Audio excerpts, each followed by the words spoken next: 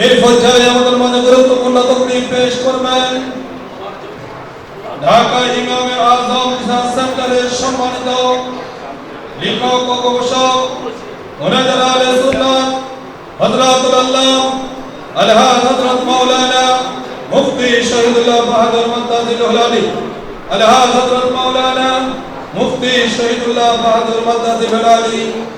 আসসালামু আলাইকুম ওয়া রাহমাতুল্লাহি তাআলা ওয়া বারাকাতুহু। আপনারা কি আমি আশা বিরক্ত হয়েছেন নাকি? আমি আপনারা জানেন প্রায় 3 জুমা ধরে অসুস্থ। এর মাঝখানে প্রায় 10 থেকে 12-13টা মাহফিল ছিল, একটা মাহফিল হতে পারি নাই। 3 জুমা পর এই প্রথম শুধু হুজুর কেবলার মহব্বতে আল্লাহর ওলির ফয়েজ নামার জন্য প্রথম আমি একটা মাহফিলে এসেছি। তা আবার এই চুক্তি করে যে আমি যতক্ষণ কুলাইতে পারি আল্লাহ বলার তৌফিক আল্লাহর ওলির ফয়েজে ততক্ষণ কিছু কথা বলবো। আপনারা আসেন না চলে যাবে? এর মাঝে যদি আপনাদের কারো কোনো প্রশ্ন থাকে আপনারা দাঁড়ায় প্রশ্ন করতে পারবেন। বিশেষ করে আকীদা, ফিতনা ফাসাদের যুগে আকীদার গুরুত্ব বেশি। আমার ওস্তাদ আল্লামা আবুল কাসেম মোহাম্মদ ফজলুল হুজুর শানে রিসালাতের উপরে আলোচনা করেছেন।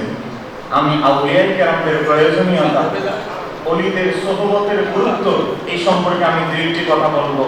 আল্লাহ আমাকে বলা আপনাদেরকে ধৈর্য ধারণ করে শোনার তৌফিক দান করে জোরে বলেন আমিন। আবার অনেক ভাইরা বাইরে ঘোরাফেরা করছেন, আপনাদেরকে আমি অনুরোধ করবো, আমি অসুস্থ মানুষ, আপনাদের জন্য অবশ্যই দোয়া করবো। আমার জন্য তো আপনারা করবেন। সারা বাংলাদেশ থেকে, বিদেশ থেকে, বিভিন্ন দেশ থেকে আমি নবান্নের জন্য মানুষ দোয়া করেছি এবং আপনাদের দোয়াও আমি পেয়েছি।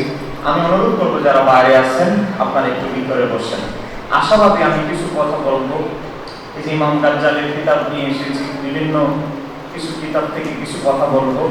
আল্লাহ সুবহানাহু ওয়া তাআলা যেন আমার জবাব নিয়ে বের করে যারা বাইরে আছেন তাদেরকে বলবো অন্তত আধা ঘন্টার জন্য একটু শৃঙ্খলাবদ্ধভাবে আল্লাহর ওলির দরবারে এসেছি, একটু বসেন। যারা বাইরে আছেন ঘোরাফেরা করছেন, আমাদের যারা বাবুর্চি পাক করছেন তারা তাদের দায়িত্ব পালন করছেন।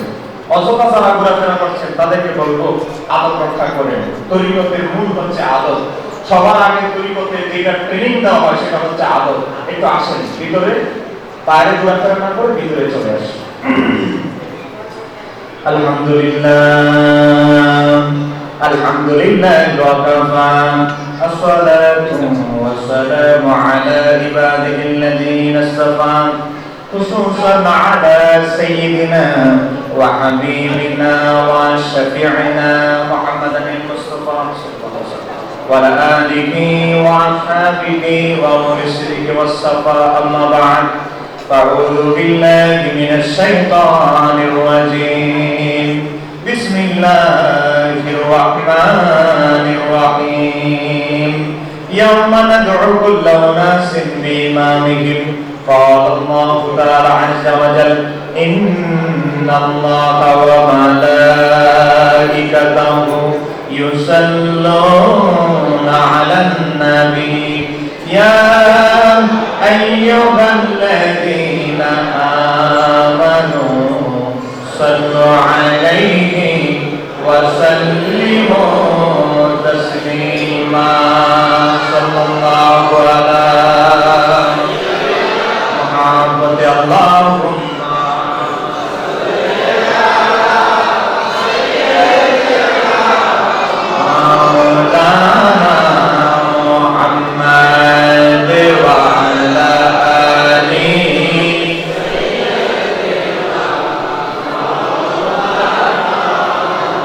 ইচ্ছে করলে হায়াতুন নবী থাকতে পারতেন আরশে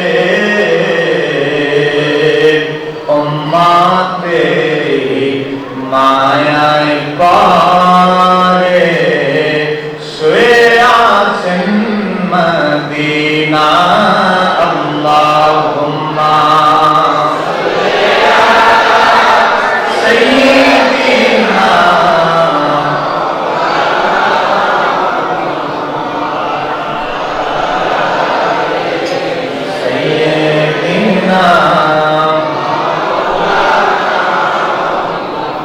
কোথায় আবু বকর, কোথায় ওমর, কোথায় উসমান, হে কোথায় আলী, তোমাদের বিহনে আজকের ইসলাম মদিনার প্রাণে যায় গো চলি। আল্লাহুম্মা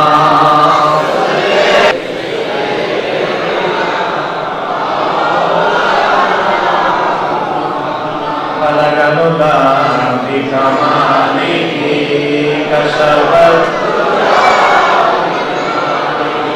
আজমাতুল জামিউ বিসালিহি।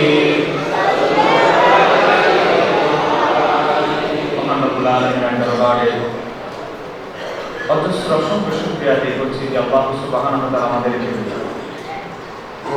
উপমহাদেশের প্রখ্যাত ওলি কামেল মুর্শিদ বরকত আদিয়ে জামান কামেলে মুকাম্মিল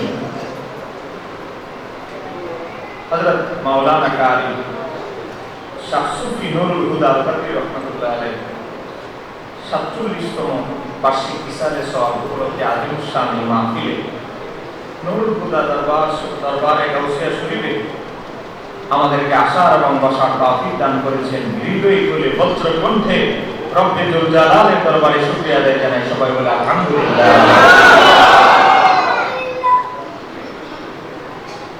কত মানুষ সেখান থেকে বাছাই করে আল্লাহর ওয়ালির ইসালে সওয়াব মাহফিলে আল্লাহ আমাদেরকে বাছাই করে এনেছেন। এটা অনেক বড় চরম সৌভাগ্যের ব্যাপার। কথা বলেন ঠিক কি না? অসংখ্য মানুষ, কেউ হয়তো স্ত্রীর অজুহাতে, কেউ হয়তো বাচ্চার সর্দি লেগেছে অজুহাতে, বিভিন্ন অজুহাতে এই আজকের ইসালে সওয়াব মাহফিল আসতে পারে নাই।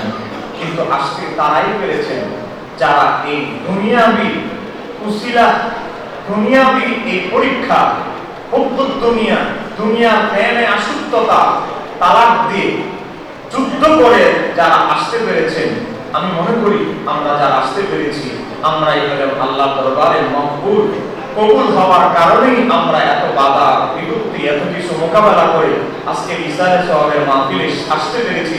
এজন্য আবারও শুকরিয়া আদায় জানাই। সবাই বলে আলহামদুলিল্লাহ। যেহেতু যে ফুরফুরা সিলসিলা একটি দরবার শাহ সুফি আল্লামা নুরুল হুদা আল-কাদরি রাহমাতুল্লাহ আলাইহি ইসালে সওয়াব উপলক্ষে আজকের মাহফিল। ইসালে সওয়াব এটা একটি ভাষা।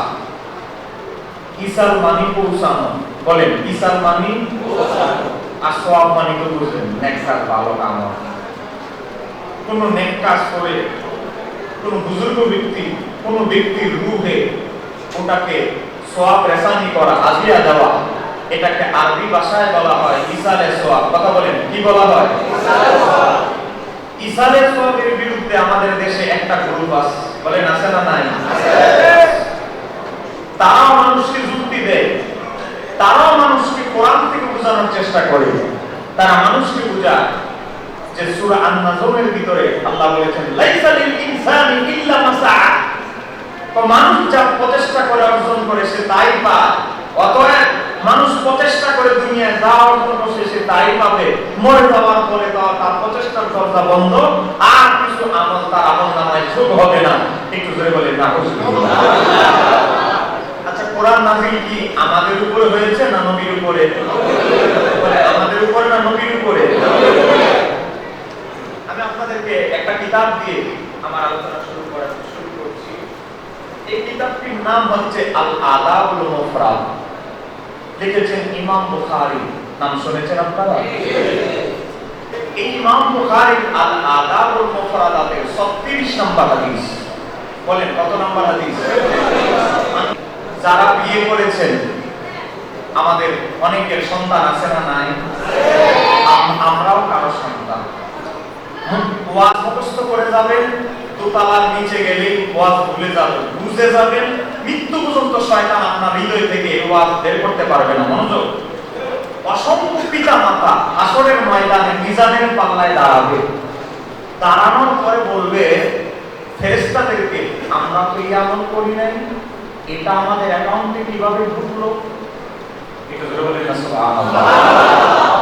আমি হাদিসটা বলছি হযরত আবু হুরায়রা থেকে, ইমাম বুখারী তো আনছেন আলাদা করে মুফরাদাতে হাদিসটা, নাসাই তো আসছে 3660 নম্বর হাদিস। আমার নবী বলেন তুরফাউলিল মাইয়িতি, মাইয়িতের আমলের দরজা বাড়িয়ে দেওয়া হয় বাদা মাউতিহি, মৃত্যুবরণের পরে, দারাজাতুহু, মরার পরেও অসংখ্য মানুষের আমলের মাকাম দারাজাত আল্লাহ বাড়ায়া দেয়। কিভাবে? ইসালে সওয়াবের মাধ্যমে। বলেন কিভাবে? এবার আসেন, সাহাবায়ে কেরাম প্রশ্ন করলেন, ইয়া রাসূলুল্লাহ, মানুষ মরে গেলে তো আমলের দরজা বন্ধ হয়ে যায়। আমার নবী বলেন, না, সব আমলের দরজা বন্ধ হয় না। হাসরের ময়দানে অসংখ্য আমার উম্মত আল্লাহকে বলবে মিজানের পাল্লায় দাঁড়িয়ে, আয় রব্বি, হে আমার রব, আইয়ু শাইইন হাযিহি, হে আমার রব, আমি তো জীবনে কোনদিন মক্কা মদিনায় যাই নাই, কিন্তু আমার আমলনামায় উমরা হজের সওয়াব কিভাবে ঢুকলো? আমি তো দিনমজুর ছিলাম, আমার অ্যাকাউন্টে এত এত কুরবানির সওয়াব কিভাবে ঢুকলো? এগুলো কে করলো? কে ঢুকাই দিল আমার অ্যাকাউন্টে? আমি তো দুনিয়া এগুলো করি নাই। তখন আমার আল্লাহ বলবেন ওই বান্দাদের জবাবে, ও বান্দা, তুমি যখন ইন্তেকাল করেছিলে তখন কি করেছিল? ওয়ালাদুকা আস্তাগফারা লাকা, তোমার সন্তান তোমার জন্য দান সদকা করে করে, ইসালে সওয়াব করে করে তোমার জন্য আল্লাহর দরবারে ক্ষমা প্রার্থনা করছে। উমরা করতে গিয়েছে, তোমার জন্য উমরা করেছে, কুরবানি দিতে গিয়েছে, তোমার জন্য অংশগ্রহণ করেছে, প্রত্যেকটা জায়গায় তোমাকে স্মরণ করেছে। এজন্য তুমি অ্যাকাউন্টে আমল নিয়ে এসেছো 1.5 কোটি, কিন্তু তোমার সন্তান আরো এক করে বানিয়ে দিয়েছে 2.5 কোটি। তাহলে বলেন, আমার নবীর চাইতে কি ইসলাম আমরা বেশি বুঝি?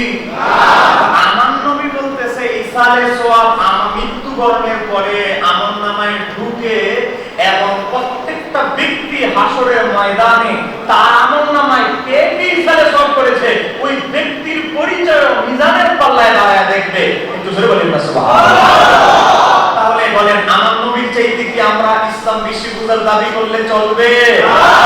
তো এখন আপনি বলতে পারেন, হুজুর, এমন আহলে হাদিস ভাই তো কোরআনের আয়াত দলিল দিল, আর আপনি দিলেন হাদিস, হাদিসের চাইতে কোরআনের দলিল শক্ত। এবার আসেন, আমার আহলুল হাদিস ভাই সূরা আন-নাজমের যে আয়াত দলিল দিয়েছেন, মানুষ যা প্রচেষ্টা করে তাই পায়, এই আয়াতটা হলো মানসুখ। বলেন, সে আয়াতটা হলো কি? মানসুখ। এই বিধান রহিত হয়ে গেছে, এটা পুরাতন আইন। এক জায়গার বিচার করতে গিয়ে 2টা রায় হয়েছে। মনোযোগ, আমি আধা ঘন্টা আপনাদের কষ্ট দিব। বলেন, রায় হয়েছে কয়টা? 1.5 লাখ টাকা জরিমানা। অনুনয় বিনয় করে আমি গরিব মানুষ, 1.5 লাখ টাকা কিভাবে জরিমানা পরিশোধ করব? বিচারকরা বিবেচনা করে দ্বিতীয়বার আরেক দফা রায় দিল, যা 1 লাখ টাকা জরিমানা। এখন কি রায় কি আগেরটা টিকবে না শেষেরটা? এখন আয়াত এটা মানসুখ, এটা রহিত বিধান। মক্কা জীবনে নবীর প্রতি, ইসলামের প্রতি বিধান ছিল জীবিত ব্যক্তি মৃত ব্যক্তির জন্য কোন দান সৎকার করতে পারতো না। এটা শুধু আমাদের নবী শরীয়ত না, আদম থেকে ঈসা নবী পর্যন্ত সবার শরীয়তের বিধান জীবিত ব্যক্তি মৃত ব্যক্তির জন্য কোন কল্যাণ কামনা করতে পারবে না। এটা আমার নবীর জামানায় মক্কা জীবনে ছিল। মাদানী জীবনে এসে ইসালে সওয়াবের আইন দেওয়া হলো। শাপলা টেলিভিশন, দেশীয় ঐতিহ্যের ধারক।